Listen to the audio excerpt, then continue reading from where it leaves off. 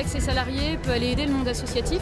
Il y a tout type d'actions. Ça peut être une course au profit d'Action contre la faim. On a aussi des salariés qui vont aller répertorier des lieux dans un centre-ville pour aller vérifier que ces lieux sont accessibles aux personnes à mobilité réduite.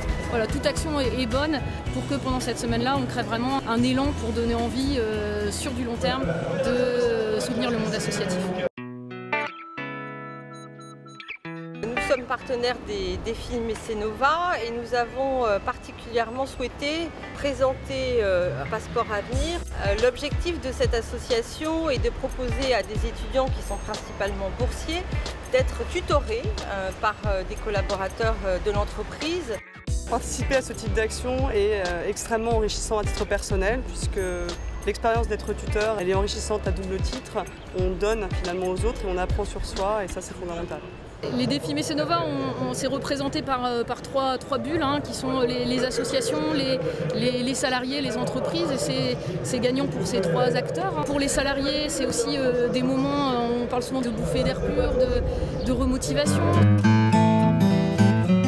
Vous êtes ici en forêt domaniale de Fos-Repose et aujourd'hui donc HSBC vient par le biais d'un chantier nature ramasser le surplus de bois mort qui sera distribué à la ville la plus proche dont les associations justement le redistribueront auprès des revenus les plus faibles.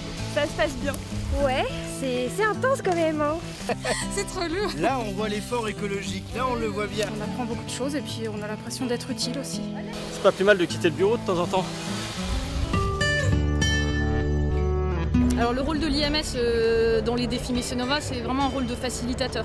Je suis particulièrement enthousiasmée par la compétence d'IMS Entreprendre pour la Cité et vraiment ça permet dans mon action de mettre en place pendant cette semaine des actions très concrètes. On se rend compte qu'aujourd'hui le soutien de l'État au monde associatif ne suffit pas, il y a la crise qui est passée par là, donc les besoins sont immenses et il y a vraiment un devoir du monde des entreprises de s'impliquer et d'aider aussi le monde associatif.